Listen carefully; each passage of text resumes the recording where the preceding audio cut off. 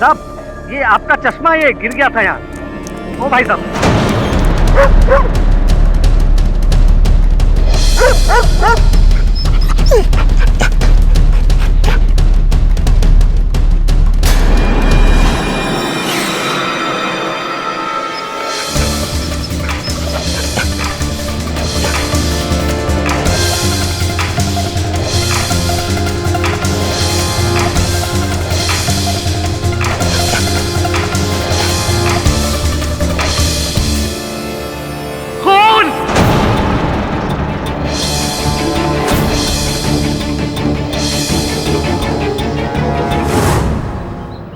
आसपास देखो, कोई सबूत छूटना नहीं चाहिए।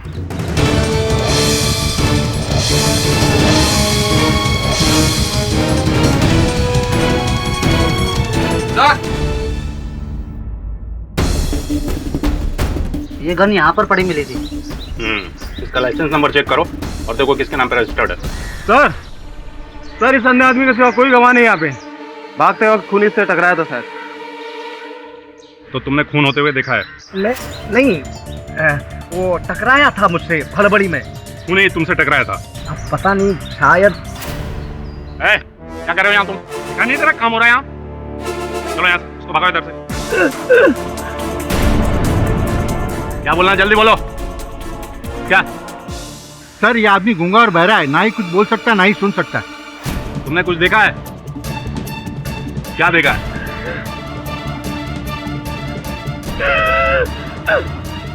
उन्हीं को देखा है?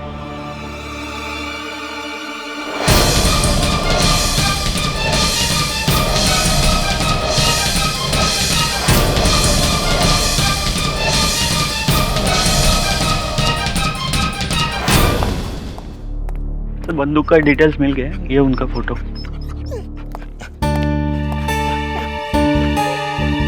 तुम इससे देखोगे तो पहचान जाओगे?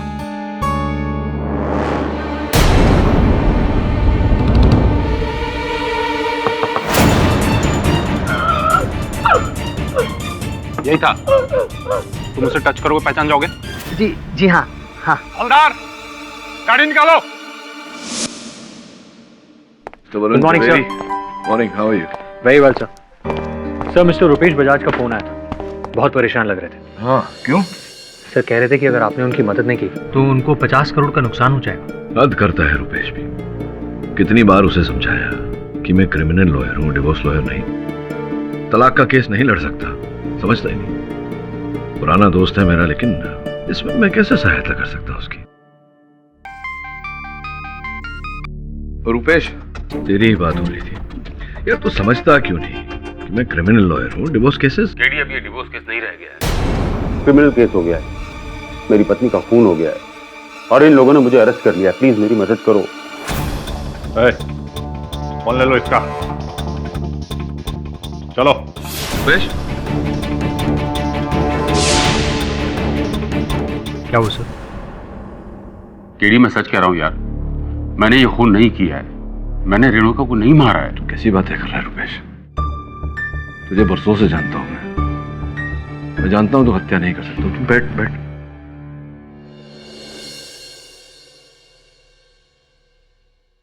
देख, तुझ पर आरोप तो लगाया गया है, मुकदमा तो लड़ना पड़ेगा। तू चिंता मत कर। मैं जानता हूं निर्दोष है, मैं साबित भी करूंगा अदालत में। लेकिन मुकदमा लड़ने के लिए मुझे जानकारी चाहिए।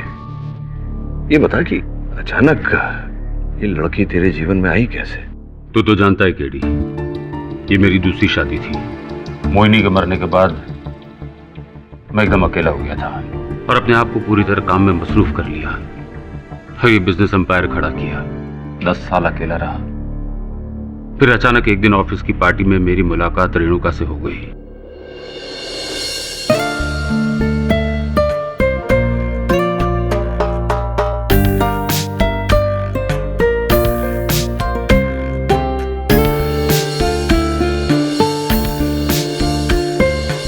हम जल्दी एक दूसरे के काफी करीब आ गए।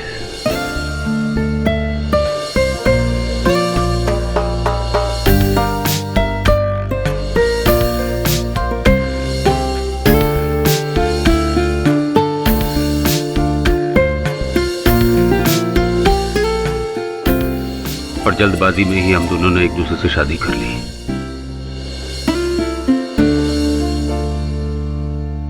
पर शादी के कुछ दिनों बाद मुझे पता चला कि उसने मेरे प्यार के लिए नहीं, मेरी दौलत के लिए मुझसे शादी की थी। आखिर तुम्हें इतने पैसे चाहिए क्यों? बताओ मुझे। देखो रुपेश, मुझे तुम्हारे साथ कोई बहस नहीं करनी। चेक निकालो और साइन करो। नहीं, तुम्हें बताना होगा कि तुम्हें इतने पैसे क्यों चाहिए। देखो, या तो तुम पैसे दे दो या फिर क्या अलग हो जाते हैं। Divorce Rupesh, let's get separated. उसकी तरफ से प्यार तो शायद शुरू से ही नहीं था और हमारे झगड़े दिन ब दिन बढ़ते गए। बेमतलब की लड़ाइयां हर रोज, हर वक्त। फिर एक दिन उसने मुझसे तलाक मांगा और साथ ही साथ मेरी आधी जायदाद। आधी जायदाद किस बिना पर मांग रही थी वो? तलाक तो उसने मांगा था। शादी से पहले एक दिन बातों ही बातों में मैंने उससे वादा कर दिया था कि मैं उसे आधी जायदाद की मालकिन बना दूंगा। बस तब से अब तक वकीलों के चक्कर काटता फिर रहा हूं। ये बता कि उस दिन हत्या के दिन क्या क्या हुआ था? रेनू कहा तेरे बंगले पे, कैसे, तू कहाँ था, ये सब बता। उसने मुझे बुलाया था। उसने मुझे फोन पर कहा कि कुछ जरूरी बातें करनी है। फोन पर बताने को तैयार ही नहीं थी, तो मैंने उसे वहां आ जाने के लिए कहा। तूने बुलाया था उसे बंगले? हाँ, पर मैं वहां गया ही नहीं था। ये खून मैंने नहीं किया है केडी। ये लोग मुझ पर झूठा इल्जाम लगा रहे हैं। केस तो तेरा पेचीदा है रुपेश, पर तू चिंता मत कर। मैं जानता हूं कि तू निर्दोष है और तेरे दोस्त केडी पाठक के होते हुए किसी निर्दोष को सजा नहीं हो सकती। योर लॉर्डशिप, ये पैसा बहुत गंदी चीज है और जिस आदमी को इसकी लालच हो जाए, ओहो हो, उसके सामने तो रिश्ते की भी कोई अहमियत नहीं है। पैसा एक आम आदमी के लिए जरूरत है तो रईस के लिए शौक होता है। हमारे आज के इस केस में इस बात पर खास ध्यान दिया गया, नजर डाली गई कि पैसे के लिए आदमी किसी भी हद तक जा सकता है और मिस्टर रुपेश बजाज ने पैसे के लिए अपनी पत्नी का खून कर दिया। Your lordship. Objection your honour. ये मुकदमा अभी प्रारंभ भी नहीं हुआ और अभियोग पक्ष महोदय मेरे मुवक्किल पर दोषी होने का आरोप लगा रहे हैं। रुपेश जी और रेणुका जी का विवाह विच्छेद होने वाला, किंतु ये ऐसा कानूनी रीत से करना चाहते थे, हत्या करके नहीं। ये एक अच्छा वकील नियुक्त करना चाहते थे, इसी कारण से ये मेरे पास भी आए।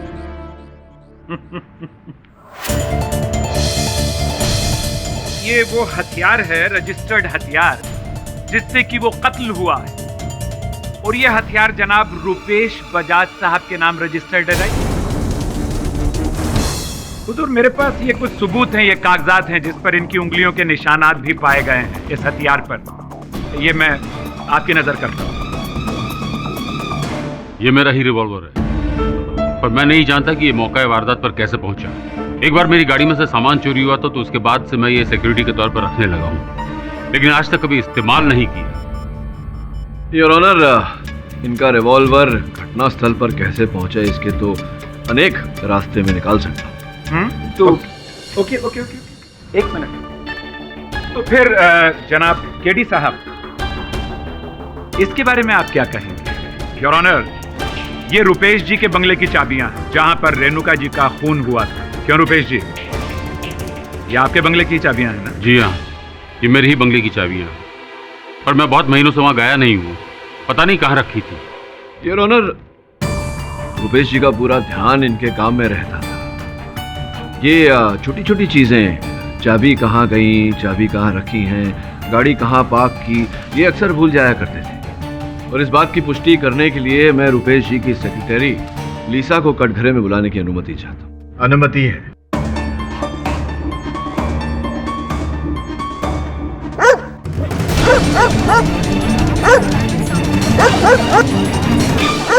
ये कुत्ता अदालत में क्या कर रहा है?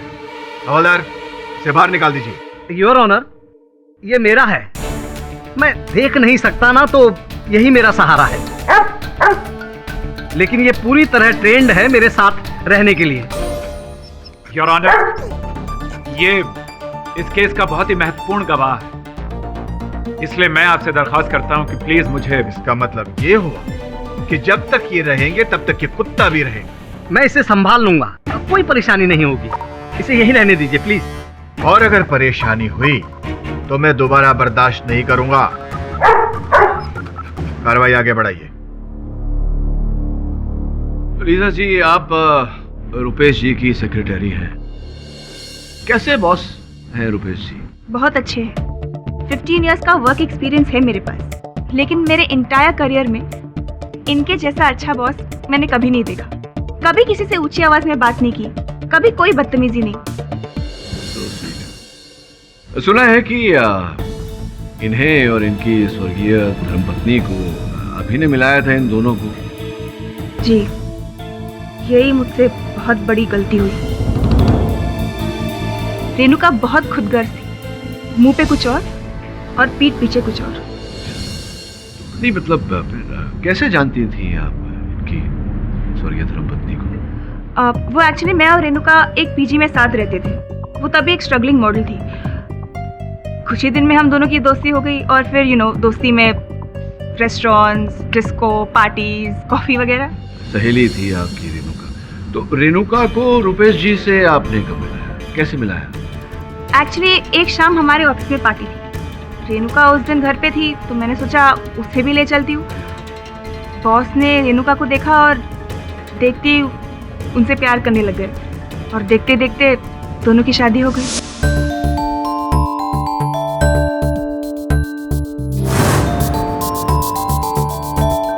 सच बोलो तो उस वक्त मैं बहुत खुश थी।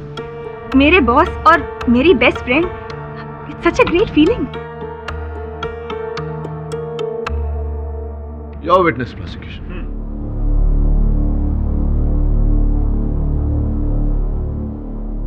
पर धीरे धीरे मिस्टर रुपेश बजाज बदलने लगे। रुपेश जी बात बात पर गुस्सा होने लगे और एक पॉइंट पर आकर इतना गुस्सा हुए कि इन्होंने अपनी ही गन से अपनी बीवी रेणुका का कत्ल कर दिया। नहीं नहीं सर, रुपेश सर ऐसा कुछ नहीं कर सकते। हाँ, माना कि शादी के कुछ ही दिनों में दोनों में दरारें पैदा हुई और लोगों ने भी ये जान लिया था, लेकिन रुपेश सर इन्होंने जो कुछ भी किया वो उनकी गलती नहीं थी। रुपेश सर बहुत अपसेट थे। इतने पैसे किस लिए चाहिए? डिवोर्स? अब डिवोर्स की बात कहां से आ जाती है? जो करना है करो।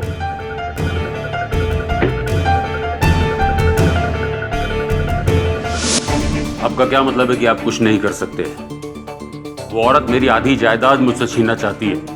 पर सर, आप ही ने तो उन्हें यह हक दिया है। यह एग्रीमेंट आप ही ने तो साइन किया है। वो एक छोटी सी गलती थी और एक छोटी सी गलती की इतनी बड़ी सजा नहीं हो सकती। पूरे 50 करोड़ की बात कर रहा हूं मैं, कुछ करो। आई एम सॉरी, अब तो कुछ नहीं हो सकता। लगता है केडी के अलावा और कोई कुछ नहीं कर सकता मेरे लिए।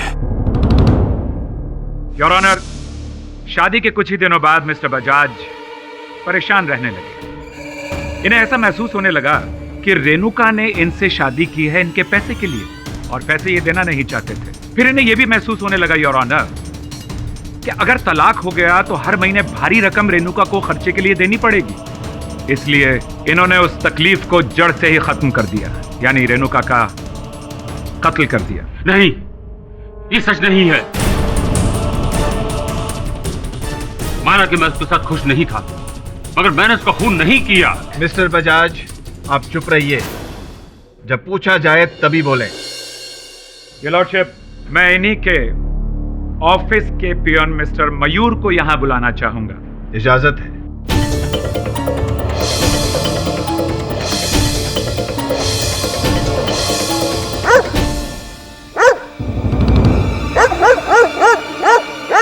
मैं ऐसे सुनवाई नहीं कर सकता। इस कुत्ते को बाहर ले जाइए। क्षमा कीजिएगा, ये कभी ऐसा नहीं करता है। पता नहीं आज इसे क्या हो गया है। जो भी हुआ है बाहर जाकर देखिए। जी, मैं लेकर जाता हूं इसे बाहर।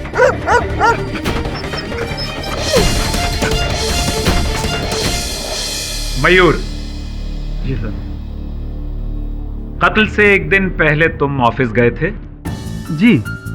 वैसे तो मैं रोज 6 बजे तक घर निकल जाता हूँ, लेकिन उस दिन कुछ काम ज्यादा आ गया था तो मैं उस दिन ऑफिस में ही रुक गया था। अच्छा मयूर, उस दिन ऑफिस में कोई ऐसी खास घटना हुई थी? जी, मुझे अपना काम करते करते ऑफिस में कुछ ज्यादा देर हो गई थी। लगभग सभी लोग ऑफिस से जा चुके थे। उसके बाद नहीं, कोई जरूरत नहीं ऑफिस से घर पे आने की। मैं अपनी चीजों पर तुम्हारा साया भी पड़ने देना नहीं चाहता हूं। नहीं, आखिरी बार। ओके ठीक है, मट के बंगले पर आ जाओ 3 साढ़े 3 बजे। चाबियां तो तुम्हारे पास भी हैं।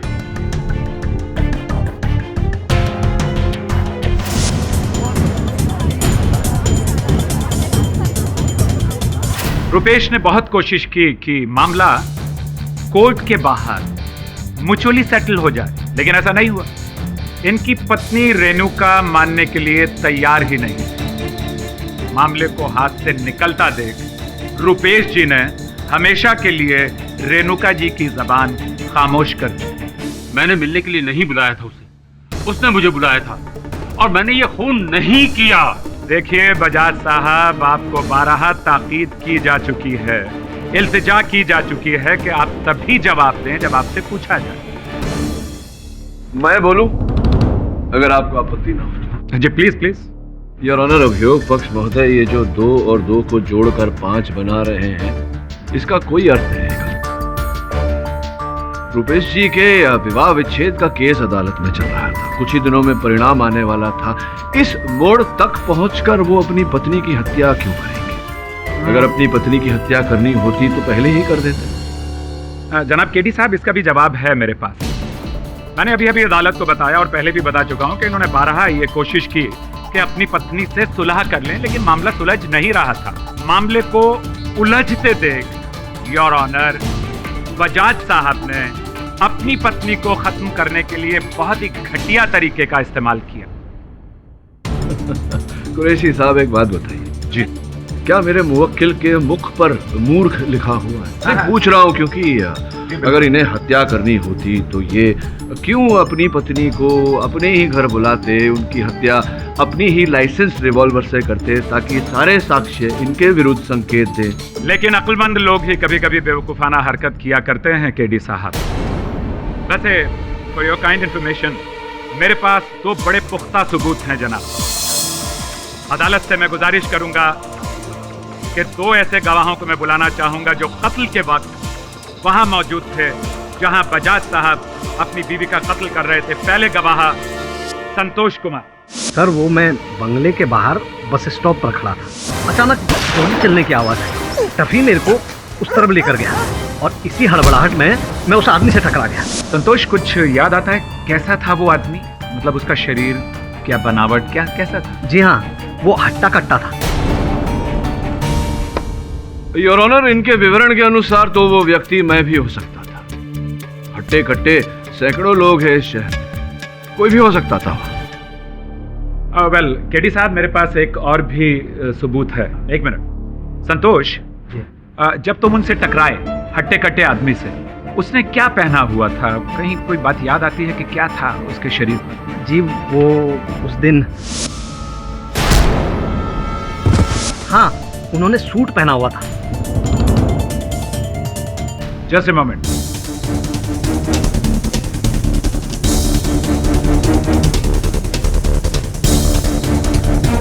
ये देखो, इसे छूकर बताओ, क्या ये वही कपड़ा है जो उस दिन उस आदमी ने पहना हुआ था? जी हाँ, यही कपड़ा था। यकीनन? जी हाँ, मैं अंधा हूं, देख नहीं सकता, लेकिन एक बार कुछ सुन लिया, सूंघ लिया और महसूस की हुई किसी भी चीज को मैं कभी नहीं भूल सकता।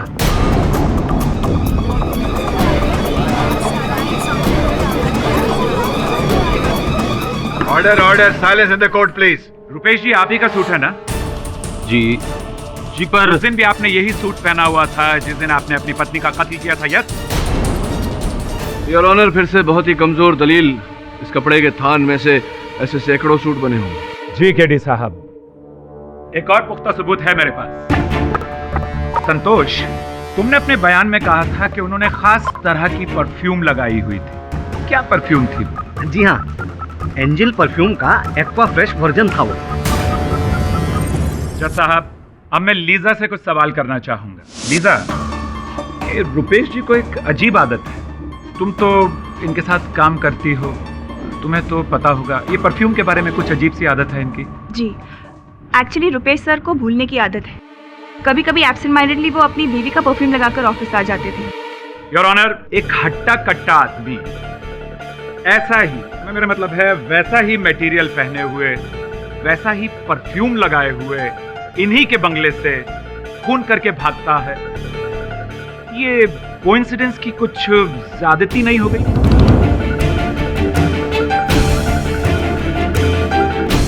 Thank you very much Lisa, thanks a lot.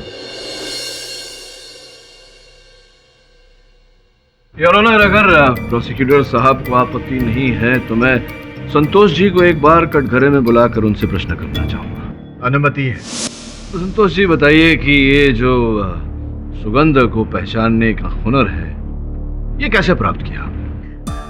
वकील साहब एक बात बोलूं? बताइए ना। मेरे घर वाले कहते हैं कि मेरी सूंघने की शक्ति बहुत अच्छी है। मेरी बेटी तो एक कॉस्मेटिक की दुकान में काम करती है, इसलिए मुझे परफ्यूम की अच्छी समझ है। अच्छा, राइट राइट राइट, रुकिए जरा, मैं आता हूं।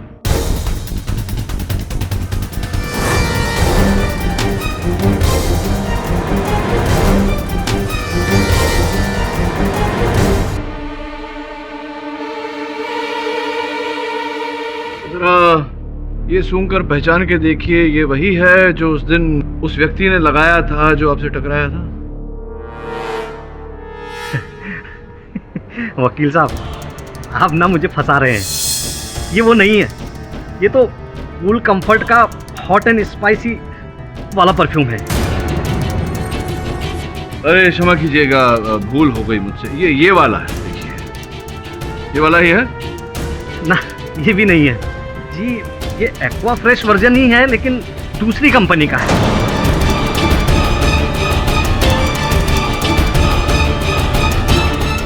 योर ऑनर, मैं मानता हूं कि संतोष जी सुगंध भली भांति पहचान सकते हैं, किंतु इससे यह प्रमाणित नहीं होता कि मेरे मुवक्किल हत्या के दिन घटनास्थल पर थे।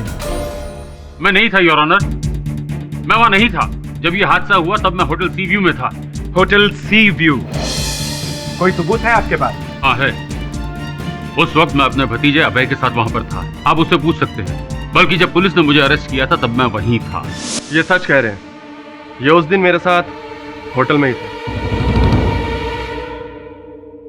अभय, जरा दिमाग पर जोर डालकर सोचो कि उस दिन 3 से 3:30 बजे के दरमियान तुम्हारे अंकल तुम्हारे साथ होटल के कमरे में थे या नहीं? वो एक्चुअली उस दिन मेरे को मेरी फ्रेंड का फोन आया था, तो 2:30-3 बजे के करीब मैं उससे मिलने चला गया। उस टाइम अंकल रूम में अकेले ही थे।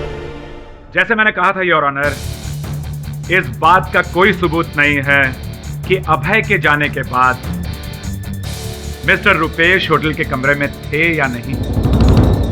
हो सकता है कि चुपके से अपने बंगले में जाकर अपनी पत्नी का खून करके वापस होटल के कमरे में आ गए।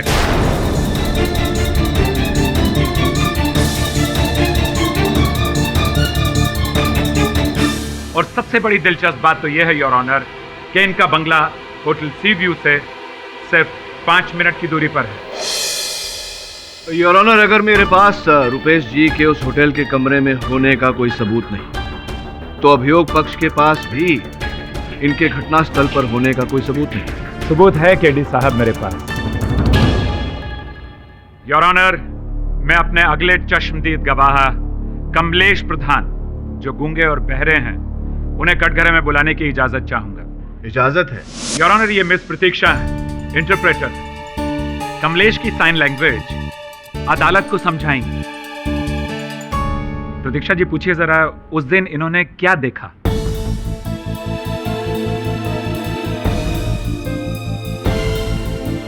मैं घर जा रहा था और मेरे शूज की लेस खुल गई थी।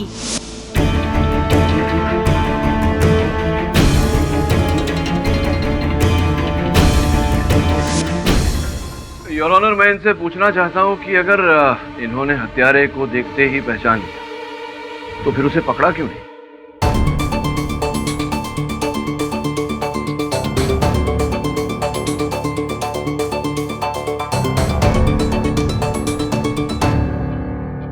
मैं जब जूते की लेस बांध रहा था तब मैंने बंगलों के अंदर एक आदमी को जाते हुए देखा, सूट पहने हुए।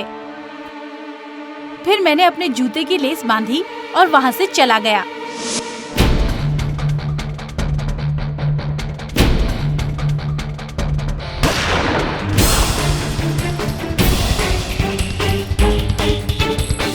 योर ऑनर, ये सारा का सारा हादसा लगभग 2 मिनट के भीतर हुआ। कमलेश ने इन्हें बंगले के अंदर जाते हुए देखा। वो पलटकर जाने लगा कि तभी गन फायर हुआ और वहां मौजूद रेणुका जी की गोली लगने से मौत हो गई। गोली की आवाज सुनकर संतोष बंगले के अंदर भागा। भागते हुए खूनी से टकराया जो भाग रहा। योर ऑनर, कहानी अच्छी है। कहानी की पुष्टि करने के लिए मैं इंस्पेक्टर यादव को कटघरे में बुलाने की अनुमति चाहता हूं। इंस्पेक्टर यादव, क्या रुपेश जी का चित्र दिखाते ही कमलेश जी ने पहचान लिया था? हाँ जी, हाँ बिल्कुल।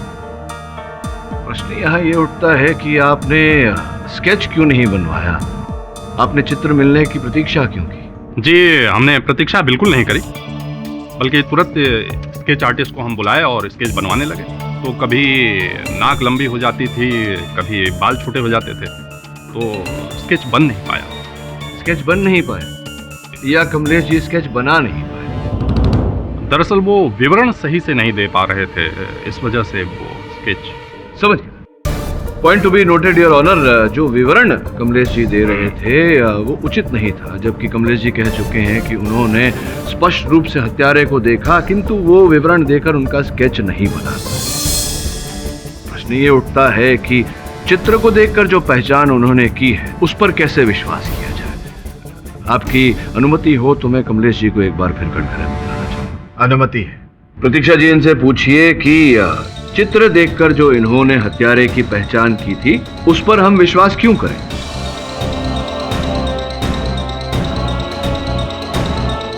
क्योंकि मुझे पूरा यकीन है कि ये वही है और ये वही है। अच्छा, इनसे पूछिए कि इन्होंने स्पष्ट रूप से देखा था उस दिन इन्हें ही? हाँ। इन्होंने देखा था कि उस दिन वो व्यक्ति चश्मे पहने हुआ था कि नहीं? तो किस प्रकार के चश्मे पहने थे उस व्यक्ति ने? बड़ा चश्मा था और उसमें फ्रेम नहीं था। धन्यवाद, आप बैठिए। योर ऑनर, इस घटना को मैं अभी एक आकृति के द्वारा समझाना चाहूंगा। Permission granted. योर ऑनर, ये रुपेश जी का बंगला है। ये बंगले का मेन गेट, बंगले के मेन गेट के पास बस स्टॉप है जहां पर संतोष जी खड़े थे अपने कुत्ते के साथ। कमलेश जी यहां से आ रहे थे और संभवतः इसी गेट से उन्होंने हत्यारे को अंदर जाते देखा।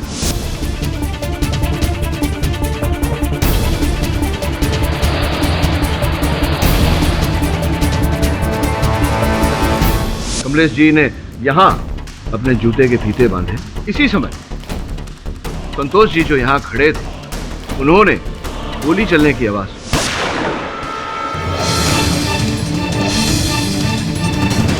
मुख्य द्वार से उन्होंने प्रवेश किया और यहां पर कहीं वो हत्यारे से टकराए। अंदर जाते ही उन्हें लाश प्राप्त हुई और उन्होंने शोर मचाकर बाकी लोगों को बुलाया। कमलेश जी भी पीछे पीछे बंगले के अंदर आ गए। Your honour. मिस्टर पाठक, ये सब हम सुन चुके हैं। इसे दोहराकर आप क्या बताना चाहते हैं? प्रश्न पूछना चाहता हूं कि ये पूरी घटना 2 मिनट के अंदर घटी। हत्यारा अंदर गया, रेणुका जी की हत्या की, वहां से भागते हुए संतोष से टकराया और फिर वहां से भाग गया। इस समय में चश्मे कब बदले हत्यारे ने? चश्मा? ये चश्मा कहां से आ गया? यही प्रश्न तो मैं संतोष जी से करना चाहता हूँ। आपकी अनुमति हो तो उन्हें कटघरे में बुलाऊं। अनुमति है। संतोष जी, अपने कथन में आपने कहा था कि जैसे ही आपने बंगले के मुख्य द्वार से प्रवेश किया आपसे हत्यारा टकराया, जिसके कारण आप नीचे गिर गए। कुछ समय तक हत्यारे का चश्मा आपके हाथ में आया था।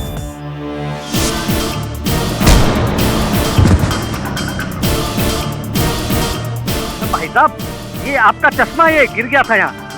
ओ भाई साहब, आपके कथन में आपने ये भी कहा था कि आप देख नहीं पाते, किंतु जिस चीज को एक बार आप महसूस कर लेते हैं, छू लेते हैं, उसे आप याद रखते हैं। जी बताइए, वो चश्मा कैसा था? आकार प्रकार कैसा था? जी, वो बड़े साइज का था, वो चौकोर होता है ना, वैसा।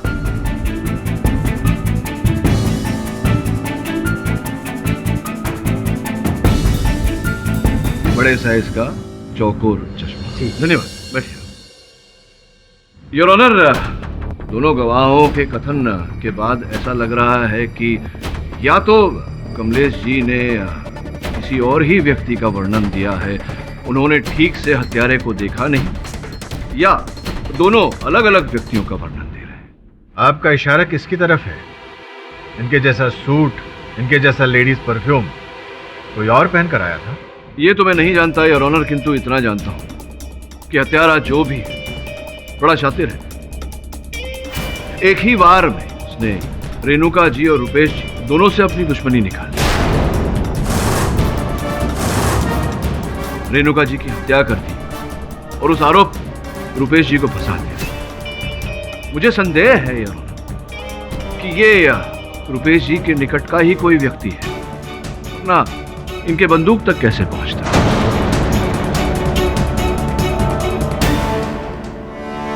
रुपेश जी, आप ही बताइए, कौन ऐसा व्यक्ति है जो आपकी आदतों के बारे में जानता हो, जिसे आपकी दिनचर्या योजनाओं के बारे में जानकारी रहे? कौन हो सकता है ऐसा आपके निकट का कोई? इस शहर में तो ऐसा कोई नहीं है। हाँ, मेरा भतीजा अभय और नम्रता है बस। और ऑफिस में सुनील पुरी मेरे करीबी है। सुनील पुरी जी, अच्छा। और रेणुका जी के निकट का कोई व्यक्ति, संबंधी, सहेली, मित्र? उसका कोई नहीं था। इनफैक्ट वो कभी अपने परिवार के बारे में कोई बात भी नहीं करती थी। मुझे तभी शक हो जाना चाहिए था। प्यार में ऐसा अंधा हो गया कि सही गलत की समझ ही नहीं। योर लॉर्डशिप, केडी साहब अभी तक किसी और को शक के दायरे में नहीं ला सके हैं और रुपेश को भी बेगुनाह साबित नहीं कर पाए। तो फिलहाल रेणुका के कत्ल का आरोपी हम रुपेश को ही मानेंगे।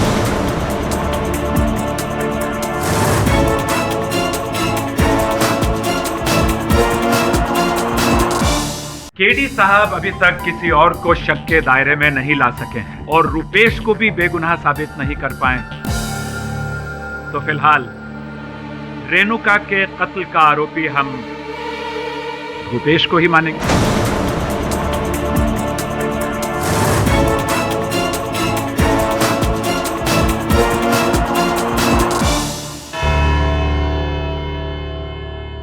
केस की पेचीदगी को समझते हुए यह अदालत मिस्टर पाठक को सबूत इकट्ठा करने के लिए 2 दिन का वक्त देती है। तब तक के लिए यह अदालत मुलतवी की जाती है।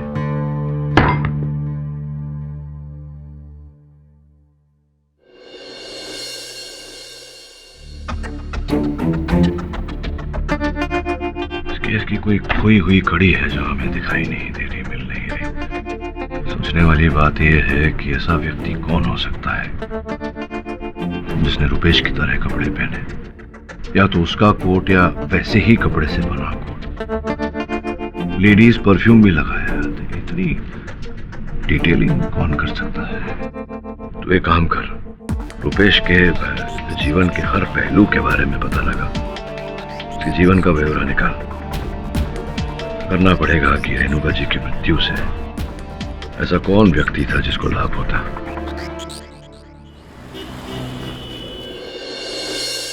हाय, मेरा नाम वरुण है। मैं मिस्टर केडी पाठक असिस्टेंट। हेलो सर, मैं आपकी क्या मदद कर सकता हूँ? मुझे ऑफिस की हर चीज़ चेक करनी है। जी बिल्कुल, ये सर का केबिन है, आप जो चाहे चेक कर सकते हैं। आइए please. Thank you.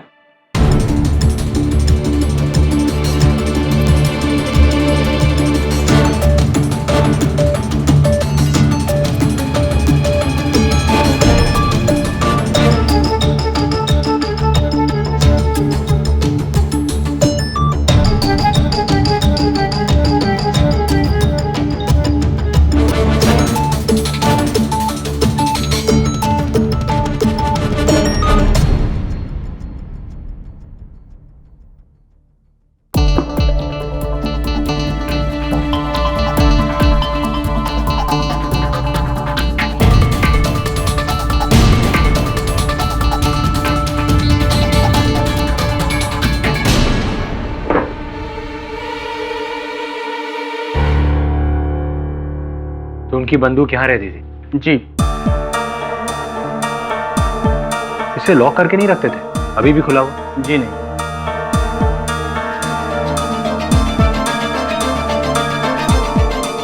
Oh, sir का पेन। Nice pen.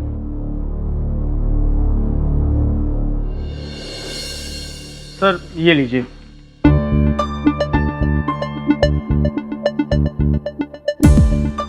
इस लिस्ट में सारे ऊपर से नीचे तक हर कर्मचारी के नाम और नंबर है। जी, सारे के सारे।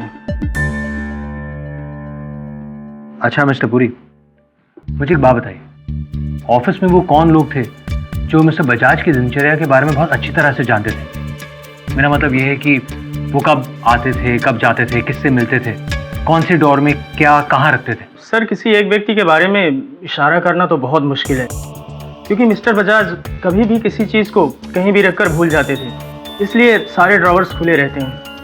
एक चीज़ को ढूंढने के लिए 10 जगह चेक करना पड़ता है। अब इसे ही देखिए ना, ये सब होने के 2 दिन पहले ही मिस्टर बजाज पूरी ऑफिस पर चिल्लाने लगे कि उनका पेन कहाँ गया। दरअसल ये पेन बहुत महंगा है, उनके एक दोस्त ने उन्हें प्रेजेंट किया था, और देखिए ये मिला भी तो सर के ड्रॉवर में। इसका मतलब ये हुआ कि उनकी चीज़ तक ऑफिस का कोई भी इंसान बहुत आसानी से पहुंच सकता था? जी। अच्छा, ऑफिस में कोई ऐसा इंसान जो उन्हें नापसंद करता था? मेरा मतलब मिस्टर बजाज ने किसी पर चिल्लाया हो या डांटा हो, कोई इंसान जो नाराज हो, उनसे बदला लेना चाहता हो? मेरा मतलब मिस्टर बजाज ने किसी पर चिल्लाया हो या डांटा हो, कोई इंसान जो नाराज हो, उनसे बदला लेना चाहता हो? बिल्कुल नहीं सर, मिस्टर बजाज कभी किसी के साथ बदतमीजी से पेश ही नहीं आए। इसलिए आप देखेंगे कि जितने भी कर्मचारी इस कंपनी को ज्वाइन किए हैं, आज तक वो यहीं टिके हुए हैं। ऐसे बॉस इस दुनिया में कहाँ मिलते हैं?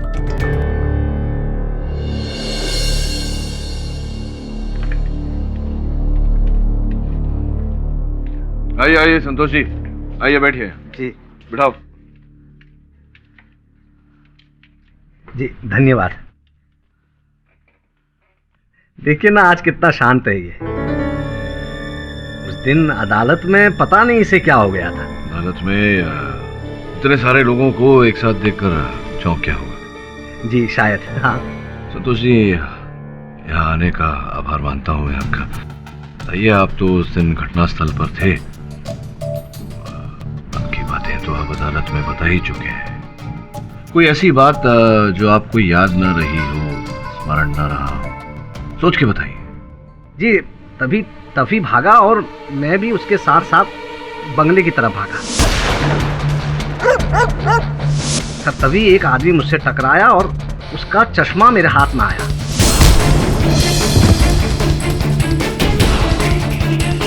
मैंने उस आदमी को उसका चश्मा लौटाया और मैं लाश की तरफ चला गया। ये सारी बातें तो आप अदालत में कह चुके हैं। मैं पूछ रहा था कि इनके अतिरिक्त अगर बात कोई घटना घटी हो, कोई वाहन गया हो। जी हाँ, मैंने एक आवाज सुनी थी। कहाँ? बंगले के अंदर से? जी हाँ, मैं जिस वक्त बस स्टॉप पर खड़ा था ना, उसी वक्त वो आवाज बंगले के अंदर से आई थी, और वो किसी औरत की आवाज थी। महिला की आवाज? क्या क्या कह रही थी वो? वो कह रही थी कि नहीं तुम ऐसा नहीं कर सकती, नहीं तुम ऐसा नहीं कर सकती, ऐसा कुछ बोल रही थी। तुम ऐसा नहीं कर सकती? जी। या सकता? जी नहीं, आई एम श्योर, मैंने सुना था अपने कानों से। वो कह रही थी कि नहीं तुम ऐसा नहीं कर सकती। संभवतः ये आवाज रेणुका जी की रही होगी। सब ठीक हो गया, अब रुपेश को कोई भी नहीं बचा सकता। वो टॉप का वकील केडी पाठक भी नहीं।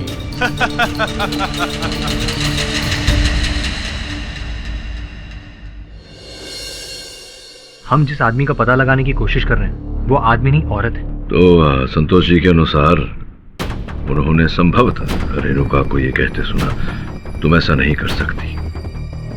इसका सीधा सीधा अर्थ ये निकलता है कि वहां बंगले के अंदर कोई पुरुष नहीं था, महिला थी। संभवतः यही वो खोई हुई कड़ी है जिसे हम ढूंढ रहे थे। इन्हें ऐसा महसूस होने लगा कि रेणुका ने इनसे शादी की है इनके पैसे के लिए, और पैसे ये देना नहीं चाहते थे। इसलिए इन्होंने उस तकलीफ को जड़ से ही खत्म कर दिया, यानी रेणुका का कत्ल कर दिया। अगर इन्हें हत्या करनी होती तो ये क्यों अपनी पत्नी को अपने ही घर बुलाते, उनकी हत्या अपनी ही लाइसेंस रिवॉल्वर से करते, ताकि सारे साक्ष्य इनके विरुद्ध संकेत दें। योर ऑनर, ये सारा का सारा हादसा लगभग 2 मिनट के भीतर हुआ। कमलेश ने इन्हें बंगले के अंदर जाते हुए देखा। गोली की आवाज सुनकर संतोष बंगले के अंदर भागा। भागते हुए खूनी से टकराया। कोई ऐसी बात जो आपको याद न रही हो? जी हाँ, मैंने एक आवाज सुनी थी बंगले के अंदर से, और वो किसी औरत की आवाज थी। क्या क्या कह रही थी वो कह रही थी कि नहीं, तुम ऐसा नहीं कर सकती। सब ठीक हो गया, अब रुपेश को कोई भी नहीं बचा सकता। संभवतः यही वो खोई हुई कड़ी है जिसे हम ढूंढ रहे थे। योर ऑनर, इस मुकदमे का आधार ये है कि रुपेश जी की पत्नी रेणुका जी की हत्या हुई रुपेश जी के मड आइलैंड वाले बंगले से, और इसका आरोप रुपेश जी पर लगाया। कमलेश जी, जो सुन नहीं पाते, बोल नहीं पाते, उन्होंने खूनी को बंगले में जाते हुए देखा दोपहर के करीब 3 साढ़े 3 बजे। और दूसरे संतोष, ये बंगलों के ठीक बाहर बस स्टॉप पर थे। ये देख नहीं सकते योर ऑनर, पर गोली की आवाज सुनते ही ये बंगले में चले गए और खूनी इनसे टकराया। संतोष जी ने उसके सूट का मटेरियल पहचाना। जी हाँ, यही कपड़ा था। तुमने अपने बयान में कहा था कि उन्होंने खास तरह की परफ्यूम लगाई हुई थी। क्या परफ्यूम थी? एंजल परफ्यूम का एक्वा फ्रेश वर्जन था वो। और ये भी बताया कि उसने बड़े फ्रेम के चश्मे पहने थे। फिर इन्हें वहां रेणुका की लाश मिली। शोर मचाकर इन्होंने लोगों को आगाह किया। पुलिस को लाश के पास से एक बंदूक बरामद हुई जो रुपेश जी के नाम रजिस्टर्ड है। पिछली सुनवाई में ये बात भी सामने आई है कि घटनास्थल पर हत्यारे ने जो चश्मा पहना था, जिसका वर्णन 2 गवाहों ने किया, वो चश्मा योर ऑनर मेरे मुवक्किल रुपेश जी के चश्मे से विपरीत बिल्कुल अलग है। योर ऑनर, प्रश्न ये उठता है कि अगर यह हत्या रुपेश जी ने नहीं की तो हत्यारा कौन है? हत्यारा वही है योर ऑनर जिसको रेणुका जी की मृत्यु से और रुपेश जी के दंड पाने से सबसे अधिक लाभ था। इस बात पर रोशनी डालने के लिए मैं संतोष जी को एक बार फिर से कटघरे में बुलाने की अनुमति चाहता हूं। अनुमति है। संतोष जी, उस दिन आप बंगले के बाहर बस स्टॉप पर खड़े थे। आपने अपने कथन में कहा कि आपने वहां खड़े खड़े गोली चलने की आवाज सुनी। केवल गोली चलने की आवाज सुनी थी या कोई और स्वर भी पहुंचा था आपके कानों तक? कुछ और सुना था? जी सुनी थी ना, एक औरत की आवाज सुनी थी। औरत की आवाज सुनी थी आपने? क्या कह रही थी औरत की आवाज? नहीं नहीं, तुम ऐसा नहीं कर सकती, ऐसा नहीं कर सकती। तुम ऐसा नहीं कर सकती? जी। अच्छा संतोष जी, मैं अपने दूरभाष यंत्र पे एक चलचित्र चलाता हूँ। आप देखिए अगर इसमें से कोई आवाज पहचान में आती है या जी। नहीं, तुम ऐसा नहीं कर सकती। एक मिनट, रोकिए। रोका?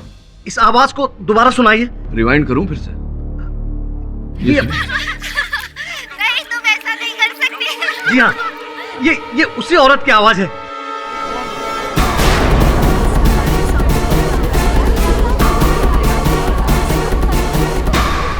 योर ऑनर, जिस स्वर को संतोष जी ने पहचाना है वो रेणुका जी का स्वर है। मगर रेणुका जी उस दिन हादसे के समय ये कह रही थी कि नहीं, तुम ऐसा नहीं कर सकती। इसका अर्थ ये निकलता है कि वो किसी महिला से बात कर रही थी। Objection your honour. केडी साहब, आपके कहने का मतलब है कि खूनी एक आदमी नहीं बल्कि... योर ऑनर, कुरैशी साहब बिल्कुल ठीक समझे। ये हत्या पुरुष ने नहीं, किसी महिला ने की है।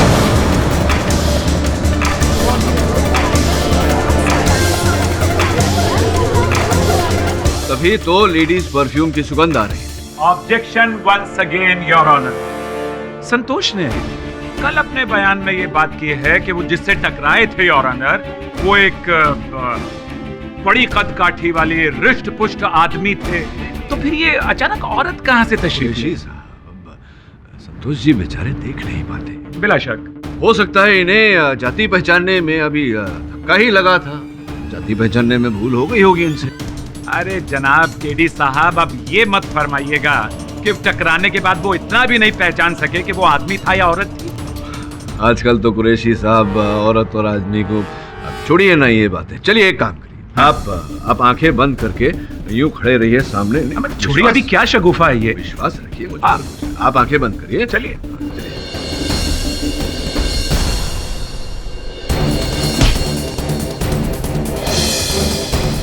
लगा धक्का? हाँ। कौन था बताइए? अम्मा केडी साहब, ये पुराने तरीके हैं आपके, मुझे मालूम है। आपका असिस्टेंट वरुण।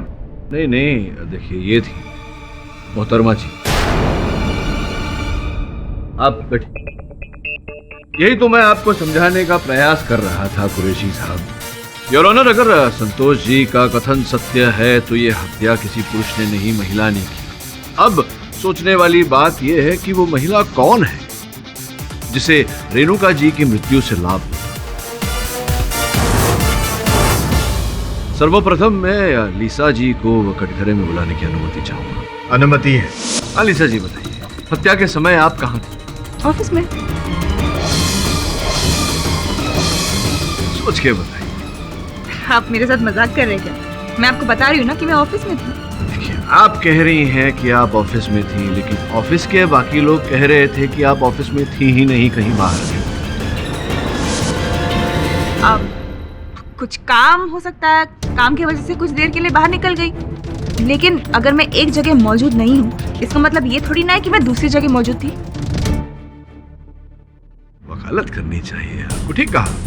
लेकिन ये बताइए कि जब रेणुका जी का नाम उठा है अदालत में, मैंने देखा कि आप बहुत क्रुद्ध हो गई, ऐसे उग्र हो गई, नाराज हो गई।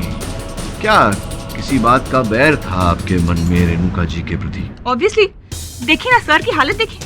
रेणुका की वजह से सर यहाँ अदालत में खड़े हैं। चिंता होती है आपको अपने सर की। कहीं ऐसा तो नहीं कि रेणुका जी को हटाकर अपनी सर के जीवन में आप रेणुका जी की जगह लेना चाहती थी, पाना चाहती थी अपने लिए?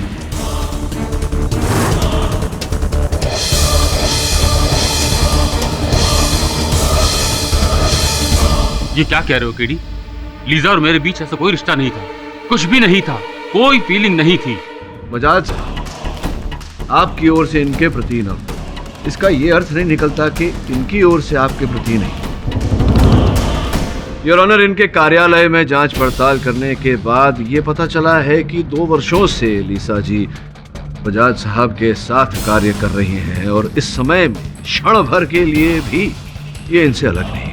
मेरे काबिल सहायक वरुण ने रुपेश जी के ऑफिस में पूछताछ की और पता लगाया कि लीजा हर समय रुपेश जी के आसपास ही रहती। ऑब्जेक्शन योर ऑनर, ये तो हद हो गई, सरासर इल्जाम है। ऑफिस में रहते हुए कोई सेक्रेटरी अपने बॉस के आसपास नहीं होगी तो कहां होगी? नहीं योर ऑनर, केवल आरोप नहीं लगा, इस बात को सिद्ध भी कर सकता हूं मैं। अब हमारे घरों में ही सेवक सेविकाएं हर 10-12 महीने में वेतन वृद्धि की मांग करती हैं। ऐसे में लीसा जी 2 वर्षों से रुपेश जी के यहाँ काम कर रही हैं, उसी वेतन पर। मांग भी नहीं की कोई। हो सकता है कि उनके पास कोई दूसरी चॉइस या आपके हिसाब से विकल्प ना रहा। अचंभे की बात है कुरैशी साहब, के विकल्प था। कुछ ही समय पहले रुपेश जी के एक मित्र ने इन्हें दुगने वेतन पर अपनी कंपनी में रखने का प्रस्ताव दिया, किंतु ठुकरा दिया आपने, ठुकरा दिया था। सच है कि नहीं? बिल्कुल सही है। क्यों? वो क्या है ना, मुझे लगा था सर मेरे काम से प्रसन्न होकर मुझे प्रमोट करेंगे और किसी दूसरी कंपनी में पैसों का लालच करने से अच्छा है उसी कंपनी में प्रमोशन पाए। बड़े उच्च विचार हैं आपके लीसा जी, सुनकर प्रसन्नता हुई। चलिए ये बताइए कि वो जो छोटा सा स्थान था आपका, वो मेज जो रुपेश जी के कैबिन में ही रखा था, जिस पर से आप अपना कार्य करती थी, वो छोड़ना राजी नहीं था, जबकि आपको अपना स्थान दिया गया था, आपको अपना कैबिन दिया गया था, किंतु फिर भी आप रुपेश जी के कैबिन में रहना चाहती थी। ऐसा क्यों? क्या कारण है इसके पीछे? क्योंकि मैं सर के पास रहना चाहती थी। मैं सर से प्यार करती हूँ।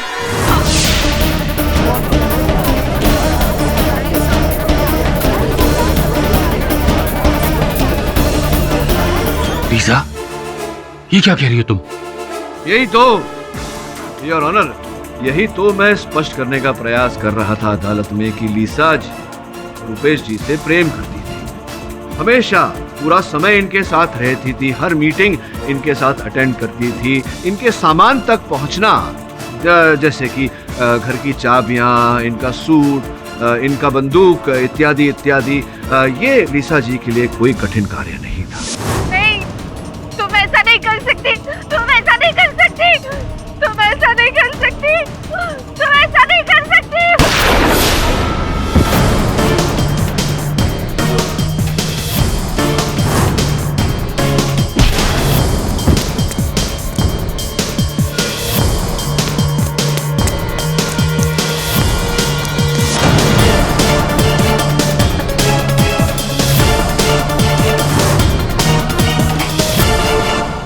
केडी साहब, कहानी बहुत तेजी से आगे बढ़ रही है और इसके कुछ पन्ने छूट भी रहे।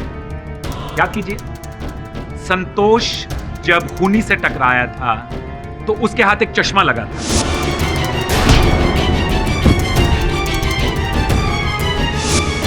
और अपने उल्टे हाथ की तरफ देखिए, लीजा चश्मा पहनती ही नहीं।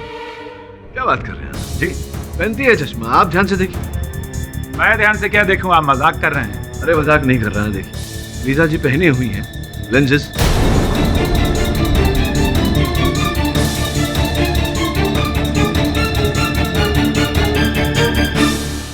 योर ऑनर, जिस प्रकार से और लोग भी बाहर जाते समय या कार्यालय जाते समय चश्मे उतार कर नंबर वाले लेंसेज पहनते हैं, लीजा भी उसी प्रकार से बाहर जाते समय या अदालत आते समय लेंसेज पहनते हैं। किंतु कभी कभी अपने चश्मे भी पहनती है। संभव है कि उस दिन लीजा जी ने अपने चश्मे पहने थे, जो चश्मे संतोष जी के हाथ लगे। क्यों? चलिए, आपकी इस बात को मैं मान लेता हूं, लेकिन आप जरा मेरी एक बात समझने की कोशिश कीजिए। समझाइए। जी, लीजा अगर रुपेश जी से प्यार करती थी या करती है और उनसे शादी करना चाहती थी, तो फिर वो रुपेश जी का कोट पहनकर उनको फंसाने की कोशिश क्यों कर रही थी?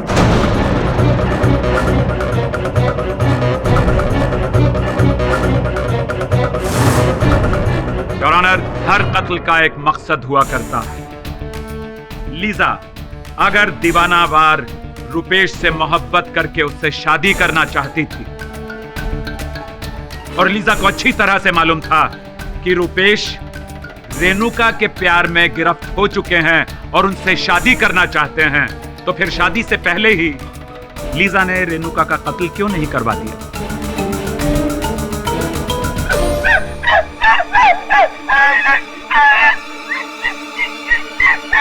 जज साहब, कमलेश जी आपसे कुछ कहना चाहते हैं।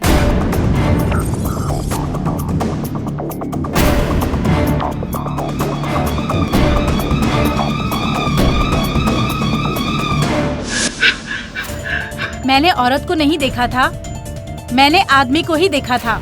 योर ऑनर, इनकी बात का कैसे विश्वास किया जाए जबकि अब तक इनकी कोई बात ठोस साबित नहीं हुई है। मैं कसम खा के कहता हूँ कि मैंने आदमी को ही बंगले के अंदर जाते हुए देखा था।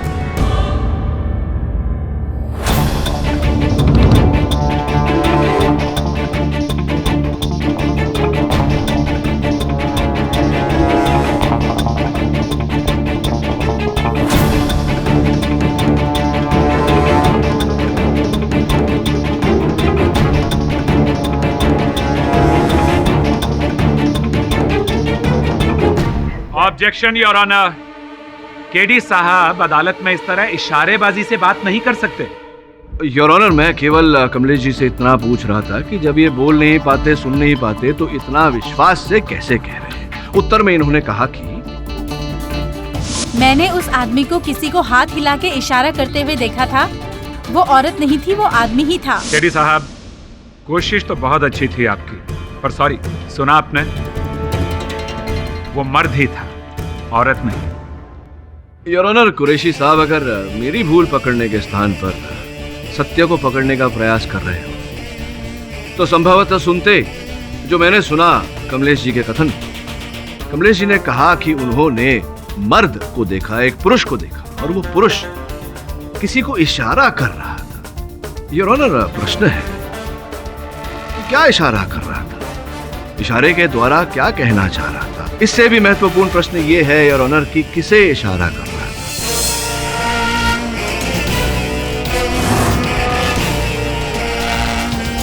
स्पष्ट बात है योर ऑनर कि हम जब किसी को इशारा करते हैं तो किसी दूसरे को ही इशारा करते हैं, स्वयं को नहीं। आपका मतलब है कि खूनी एक नहीं दो हैं? बिल्कुल उचित बात कही आपने योर ऑनर। हत्यारे दो हैं, एक पुरुष एक महिला। योर ऑनर, कमाल की बात है, इतनी भरी दोपहर में किसी को एक औरत दिखाई नहीं दी। वो इसलिए कुरैशी साहब क्योंकि पुरुष और महिला दोनों अलग अलग समय पर वहां पहुंचे थे। पहले महिला अंदर जा चुकी थी और जब पुरुष अंदर जा रहे थे उस समय कमलेश जी ने उन्हें देखा। उसी प्रकार से संतोष जी से एक पुरुष टकराया था, किंतु घटनास्थल पर लेडीज परफ्यूम की सुगंध थी। वैसे पाठक, आखिर ऐसा कौन कर सकता है? अभी तो यह कहना कठिन है योर ऑनर, पर मैं पूरे विश्वास से कह सकता हूं कि बहुत ही चतुरता से खेला गया खेल है। दो गवाहों को जिस प्रकार से गुमराह किया गया है, यह एक सोचा समझा षड्यंत्र है योर ऑनर। और इस बात की तह तक पहुंचने के लिए मैं रूपेश जी के भतीजे अभय और उनकी पत्नी नम्रता से कुछ प्रश्न करना चाहता हूं। केडी, ये तुम क्या कह रहे हो? रूपेश जी, ये दोनों इसमें शामिल नहीं हो सकते, इन पर मुझे पूरा भरोसा है। रूपेश जी, मुझे अपना कार्य करने दीजिए। धन्यवाद। अभय जी, रूपेश जी के व्यवसाय में आप उनका हाथ बटाते हैं, बताइए क्या क्या उत्तरदायित्व किया है रूपेश जी? मैं बस उतना ही करता हूँ जितना अंकल कहते हैं, बस कोई खास जिम्मेदारी नहीं। अच्छा, क्या मेरा ऐसा कहना मेरी भूल होगी कि अपनी संतान न होने के कारण ये आपको अपना बेटा मानते हैं? नहीं, ये सच है योर ऑनर। अभय जी से रूपेश जी प्रेम करते हैं, इन्हें अपना सुपुत्र मानते हैं। लोगों को लगा था कि रूपेश जी के बाद व्यवसाय, केवल व्यवसाय ही नहीं, व्यवसाय के साथ पूरी धन संपत्ति सब रूपेश जी के नाम हो जाएगी। रूपेश जी को भी ऐसा ही लगा था, किंतु रेणुका जी विवाह विच्छेद के साथ साथ धन संपत्ति का आधा हिस्सा मांगा। तो संभव है योर ऑनर कि रूपेश जी को लगा हो कि जिस धन संपत्ति के ये अधिकारी हैं उसी से इन्हें वंचित किया जा रहा है। संभवतः इसी कारण अभय जी आपने रेणुका जी को रास्ते से हटाने की, उनकी हत्या करने की योजना।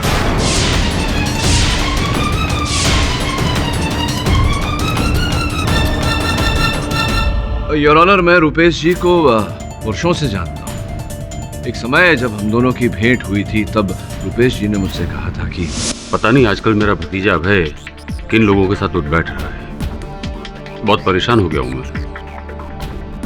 रूपेश, मुझे तो लड़का समझदार ही लगता है। तो तू ही कह रहा था कि वो अपनी पत्नी नम्रता के साथ मिलकर तेरा व्यवसाय अच्छी तरह से संभाल रहे हैं।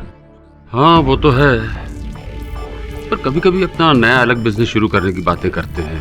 कभी किसी रेस्टोरेंट में इन्वेस्ट करने की, तो कभी किसी फिल्मों में। पता नहीं कौन ये सब बातें उनके दिमाग में डालता रहता है। हाँ रूपेश, मैं समझ रहा हूँ तेरी बात। मुझे नहीं लगता तुझे इस बात को ज्यादा गंभीरता से लेना चाहिए। इस उम्र में मन विचलित होता है, लोग दोस्तों की बातों में भी आ जाते हैं। कुछ समय प्रतीक्षा करके देख ले। अभय जी, क्या मेरा ऐसा कहना मेरी भूल होगी कि रूपेश जी तो आपको अपना सुपुत्र मानते थे, किंतु आपकी नजर केवल इनके जायदाद पर थी। आपने सोचा कि रेणुका जी को मारकर उनकी हत्या करके उस आरोप में रूपेश जी को फंसा दिया जाए तो पूरी जायदाद आपकी हो जाएगी, और ऐसा आपने किया। चाचा जी, क्या आपको वाकई ऐसा लगता है? नहीं, क्यों ना लगे, क्यों ना लगे ऐसा। अब बताइए, जब उस होटल में आप मिलने गए थे अपने चाचा जी से, अचानक 1-1.5 घंटे के लिए अपनी पत्नी समेत आप कहां गए?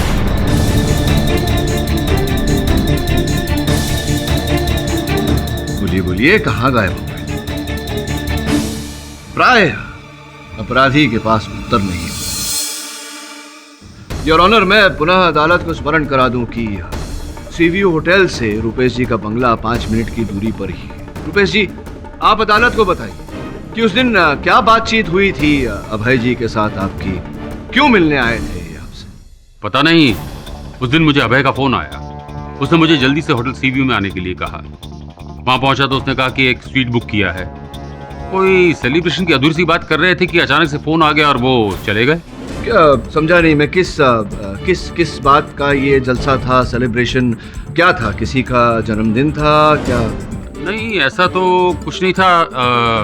हाँ, अभय और नम्रता अभी बच्चे हैं, छोटे हैं, किसी भी बात को लेकर पार्टी कर लेते हैं, तो इतना नहीं सोचा मैंने। अरे भाई क्या बात है, सब ठीक तो है ना?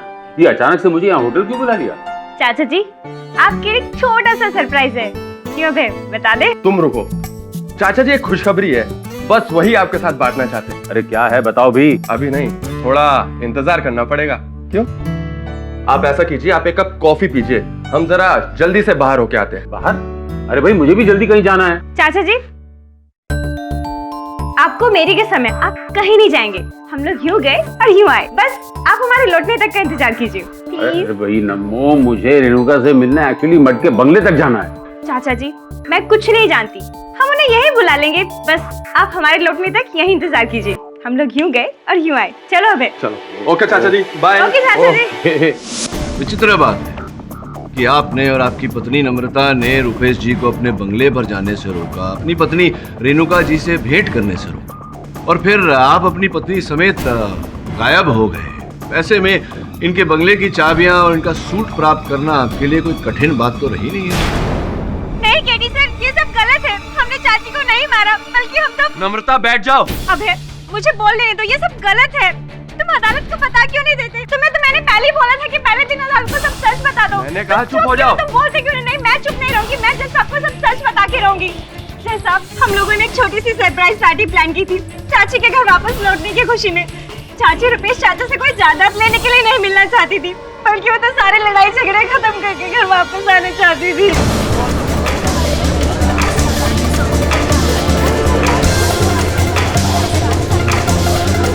नम्रता, ये तुम क्या कह रही हो? अभय, क्या ये सच है? रेणु वापस आना चाहती थी? जी चाचा जी। तुमने मुझे बताया क्यों नहीं? इसीलिए तो हमने स्वीट बुक कराया था।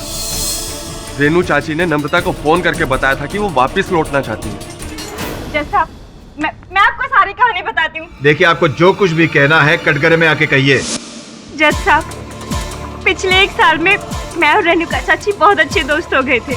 वो मुझसे अपनी हर बात शेयर करती थी, कुछ नहीं छुपाती थी मुझसे।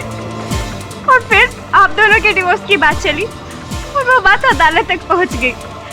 चाची जी ये सब बिल्कुल नहीं चाहती थी, वो आपसे डिवोर्स नहीं लेना चाहती थी। उन्होंने मुझे खुद फोन करके बोला कि वो सबसे खुश नहीं है। मुझसे बहुत बड़ी गलती हो गई नम्रता, ना चाहते हुए भी मुझे ये सब करना पड़ा। मैंने रुपेश के साथ ठीक नहीं किया। मैं ये डिवोर्स केस वापस लेना चाहती हूँ। मतलब तुम्हें डिवोर्स केस वापस लेना चाहती हो?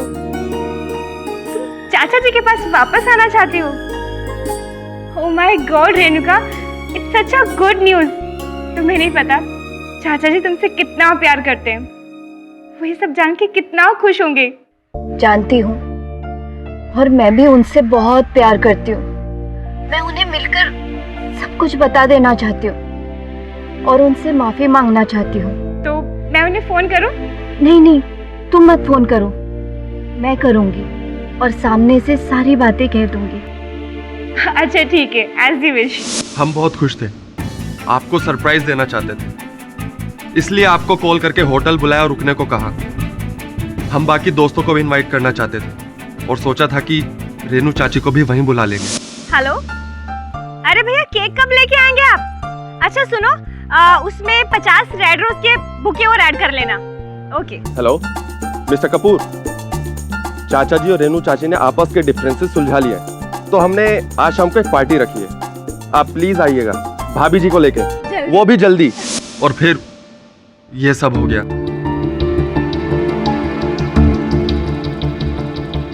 आप पहले से इतना दुखी थे और हम ये सब बता के आपको और दुखी नहीं करना चाहते थे, इसीलिए हम चुप रहे। तो भतीजा बेटा ही निकला केडी साहब। ना पैसों की लालच, ना जायदाद का मोह। अब क्या कहेंगे हुजूर? बताइए मिस्टर पाठक, आप कुछ और पूछना चाहते हैं? इस समय कुछ नहीं पूछना चाहता हूं योर ऑनर, किंतु हाँ, जितने साक्ष्य हैं उनकी एक बार फिर जांच करने का समय चाहता हूं। ठीक है केडी, अदालत की कार्रवाई दोपहर 2:30 बजे के बाद वापस शुरू की जाएगी।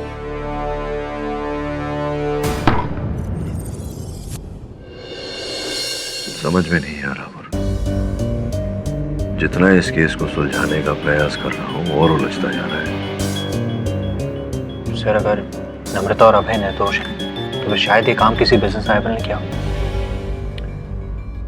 नहीं, मुझे नहीं लगता ऐसा होगा।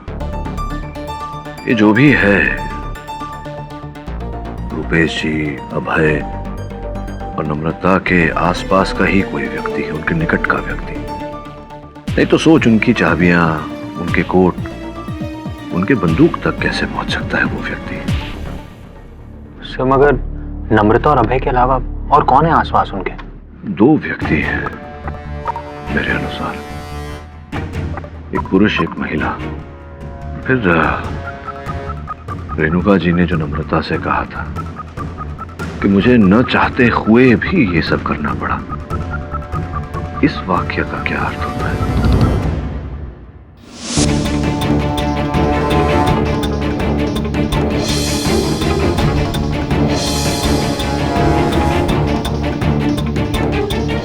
योर ऑनर, इस मुकदमे में मिस्टर रुपेश बजाज मुख्य आरोपी केवल इस कारण बने क्योंकि इनके पास रेणुका जी की हत्या करने का उद्देश्य था, जो ये था कि ये अपनी पत्नी रेणुका जी के साथ अपना विवाह विच्छेद करना चाहते थे।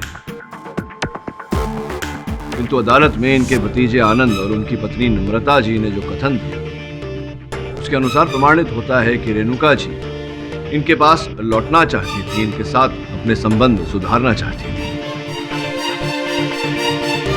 तो इससे क्या साबित करना चाहते हैं केडी साहब आप? कुरैशी साहब, अगर रुपेश जी बंगले पर गए होते तो वहां संबंध सुधारने की बात होती, धन संपत्ति का बंटवारा करने की बात न होती, तो झगड़ा नहीं होता। इससे यह प्रमाणित होता है कि इनके पास रेणुका जी की हत्या करने का कोई उद्देश्य था ही नहीं। योर ऑनर, इन बातों से कुछ ऐसा प्रमाणित होता है कि बजाज साहब ने अपनी पत्नी की हत्या नहीं की। अगर ये अपनी पत्नी के हत्यारे नहीं हैं, तो असल हत्यारा कौन है? आनंद और नम्रता के अतिरिक्त कौन है योर ऑनर, जो जानता था कि रेणुका जी रुपेश जी के पास लौट आना चाहती है, इनके साथ अपने संबंध सुधारना चाहती है? कौन है योर ऑनर जिसको रेणुका जी के लौट आने से नुकसान होता? हो सकता है रेणुका जी का कोई पुराना आशिक, जो ये नहीं चाहता था कि रेणुका जी वापस रुपेश जी के पास जाएं। कृपया बताइए कुरैशी साहब की वो महिला जो उस दिन बंगले पर उपस्थित थी, जिसे रेणुका जी ने बोला था तुम ऐसा नहीं कर सकती, वो कौन थी? योर ऑनर, स्पष्ट है कि रेणुका जी उस महिला को जानती थी। योर ऑनर, मुझे नहीं लगता कि ये केस उतना साधारण है जितना कि हम समझ रहे हैं। मुझे ऐसा लग रहा है कि ये बहुत ही विशाल षड्यंत्र का एक छोटा सा हिस्सा है। मिस्टर पाठक, आप जो भी कहना चाहते हैं साफ साफ कहिए। योर ऑनर, मैं अदालत के समक्ष समाचार के कटे हुए कुछ टुकड़े प्रस्तुत करना चाहूंगा। इससे स्पष्ट होता है योर ऑनर कि हमारे देश में कुछ ऐसे गिरोह हैं जो महिलाओं का विवाह कुछ ऐसे अमीर बिजनेसमैन और इंडस्ट्रियलिस्ट को फंसाने के लिए करते हैं, ताकि विवाह विच्छेद कर देने के बाद उनकी जायदाद का हिस्सा, उनकी संपत्ति का हिस्सा प्राप्त कर सकें।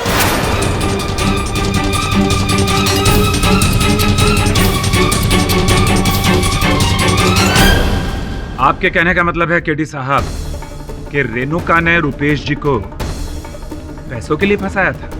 अब ये बात तो रुपेश जी स्वयं ही बता चुके हैं अदालत में कुरैशी साहब। योर ऑनर, रेणुका जी ने रुपेश जी के साथ ये खेल तो खेला, किंतु इस खेल में वो अकेली नहीं थी। संभवतः किसी ऐसे गिरोह का मोहरा बनी थी रेणुका जी, किंतु चलते चलते उन्हें रुपेश जी से वास्तव में प्रेम हो गया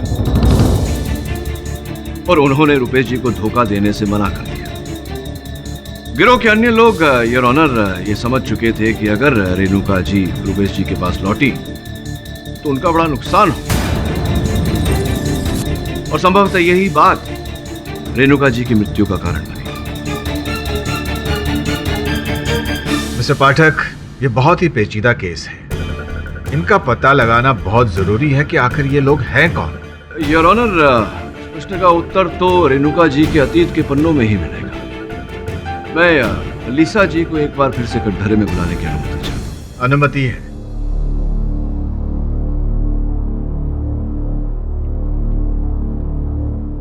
नहीं, बस वहीं तक ठीक, ऊपर जाने की जरूरत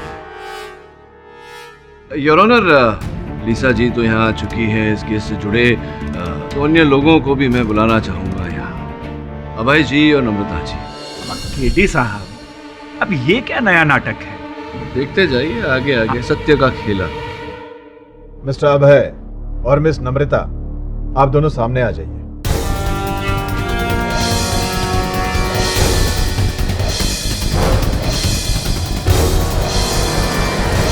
योर ऑनर, इस मुकदमे में संतोष जी और कमलेश जी ने अपना अपना कथन दिया, किंतु एक तीसरा चश्मदीद गवाह भी है हमारे पास जिस पर हमने ध्यान नहीं दिया।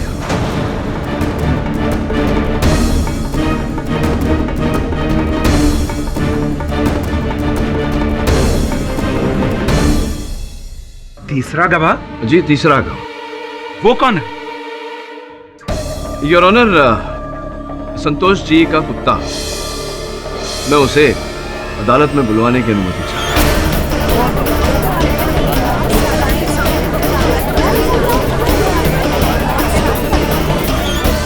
मिस्टर पाठक, कुत्ता गवाही देगा?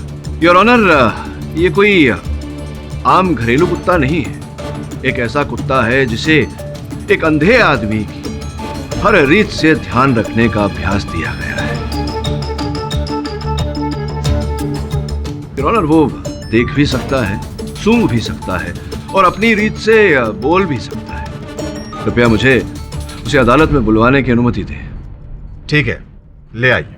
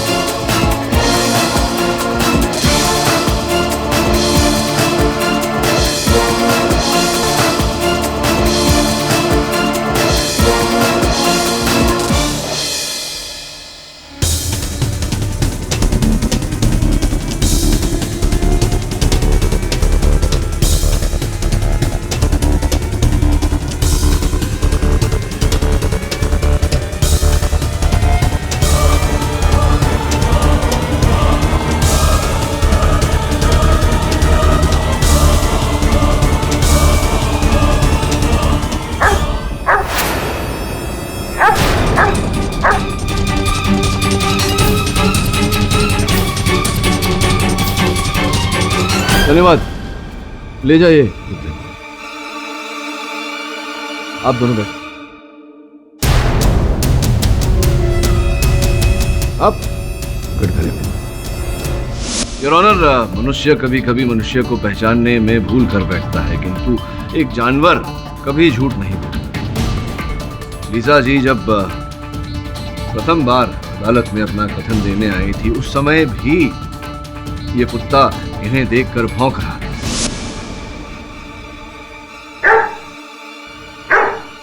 हमने उसे शोर समझकर टाल दिया। हम उसके भौंकने को समझ नहीं पाए और वो संकेत दे रहा था। लीसा जी क्यों लीसा जी? तो लीसा जी, कुल मिला के अब तक की कहानी कुछ ऐसी है कि वो जो आपने अदालत में पिछली सुनवाई में कथन दिया था कि आपको प्रेम हो गया था रुपेश जी से, वो कहानी झूठी थी। ऐसा कुछ था ही नहीं। आपने जानबूझ योजना करके रुपेश जी के पास वो नौकरी ली इनके सेक्रेटरी की, और फिर इनका विश्वास जीतने के बाद में आपने रेणुका जी को इनसे मिलाया।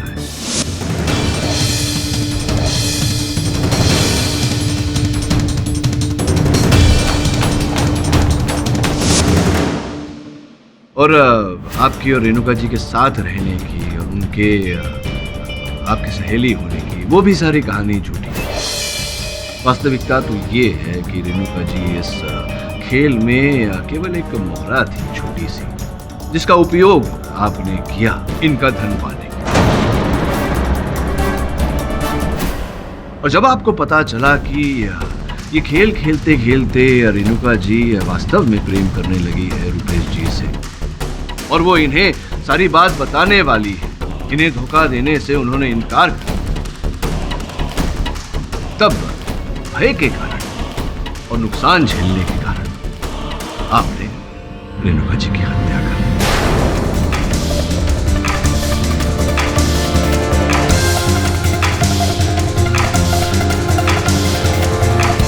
योर ऑनर, मैं पिछली सुनवाई में अपने दलील में कह चुका हूं कि लीजा जी क्षण भर भी रुपेश जी का साथ नहीं छोड़ती थी। उनके कैबिन में ही इनकी मेज थी।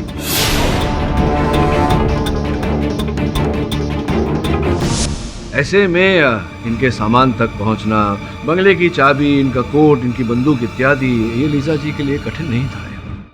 एक मिनट केडी साहब, आपने कहा कि इस खेल में एक नहीं बल्कि दो खिलाड़ी थे। आपके कहने का मतलब है कि अगर लीजा ने रेणुका जी को मारा तो फिर वो दूसरा कौन था, वो आदमी कौन था जिसे कमलेश ने देखा? प्लीज। अरे पिछली सुनवाई में इस बात का संकेत भी संतोष जी का कुत्ता दे चुका है, स्मरण नहीं है आपको? आपके कहने का मतलब है कि अगर लीजा ने रेणुका जी को मारा तो फिर वो दूसरा कौन था, वो आदमी कौन था जिसे कमलेश ने देखा? प्लीज। अरे पिछली सुनवाई में इस बात का संकेत भी संतोष जी का कुत्ता दे चुका है, स्मरण नहीं है आपको?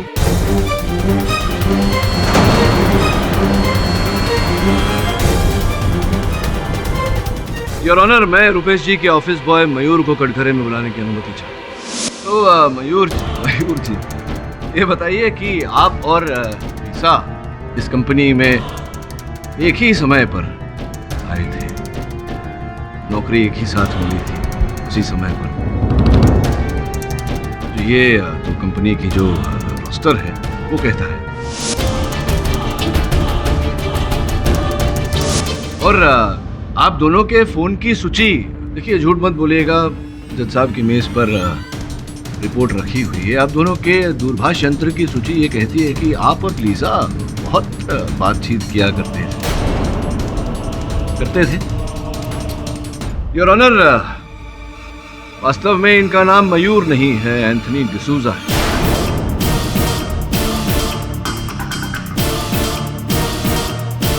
और ये एक MBA है। तभी तो मैं सोचूं कि एक MBA जिसे व्यवसाय का इतना ज्ञान है वो एक कंपनी में पियून की नौकरी क्यों करेगा? दरअसल ये इनका खेला था, या पहले भी कई कंपनीज में ये ऐसा कर चुके हैं। इस बार रुपेश जी के साथ इन्होंने किया। जब इन्हें पता चला कि रेणुका जी जो ये चाहते थे वैसा नहीं करने वाले, तब क्रोध में बदला लेने के इन्होंने रेणुका जी की हत्या कर दी। मट के बंगले पर आ जाओ 3 साढ़े 3 बजे।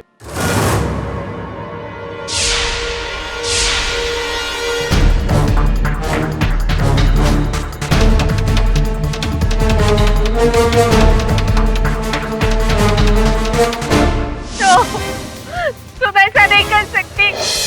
नहीं, तुम ऐसा नहीं कर सकती। तुम ऐसा नहीं कर सकती।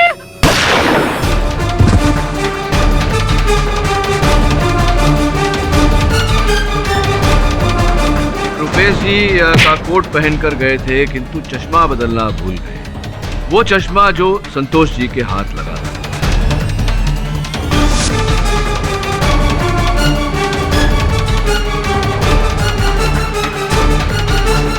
लीसा जी सोच समझ कर योजना बनाकर आप दोनों ने ये हत्या की है।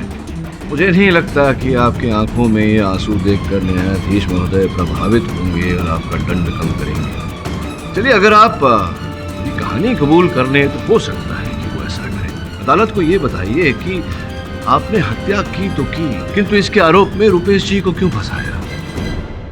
रेणुका के जाने के बाद हमें पता था कि जायदाद हमें नहीं मिलेगा। हम कानून की कार्रवाई से बचना चाहते थे, इसलिए हमने सर को फंसाया। हमें पूरा यकीन था कि सर फंस जाएंगे और हम यहाँ से गए तो डिफेंस तमाम गवाहों और सबूतों को मद्देनजर रखते हुए यह अदालत एक हत्या और धोखेबाजी का इतना बड़ा खेल रचने के लिए लीजा को उम्र कैद की सजा सुनाती है और एंथनी डिसूजा उर्फ मयूर को 10 साल कैद की सजा सुनाती है और मिस्टर रुपेश बजाज को इस केस से बाइज्जत बरी करती है। The case is closed. Qureshi साहब, एक और हीरा आपके मुकुट में। विवाह हो गया आपका? कोशिश कर रहा हूं। कहने का अर्थ यह है कि विवाह करने से पहले निश्चित कर लीजिएगा कि होने वाली पत्नी आपसे प्रेम करती है या आपके दौलत से। क्यों भाई, है ना? ऐसे और भी मजेदार वीडियो के लिए हमारे चैनल को लाइक, शेयर और सब्सक्राइब करें।